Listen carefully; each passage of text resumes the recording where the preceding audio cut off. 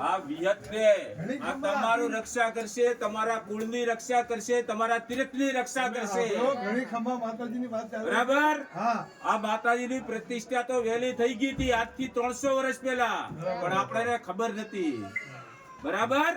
આજ માતા અહીંયા બેઠી છે, તમારી રક્ષા કરવા બેઠી છે. આજ તમે વણિયાથી બધા પૂછશો તો એ તમારી રક્ષા કરશે. બરાબર. તમે એમ માનશો કે વાણિયાની માતા નથી, રબારીની માતા છે, તો એ તમારો કદી સાથ નહીં આલે. તમે કહેશો મારા ઘરમાં વિઘન છે, તમે કહેશો મારા દુકાનમાં વિઘન છે, તારે 25 ફ્લેટની માળાની બિલ્ડિંગ હશે તો એની વેચાય. એ મારી વિહતનું વચન છે.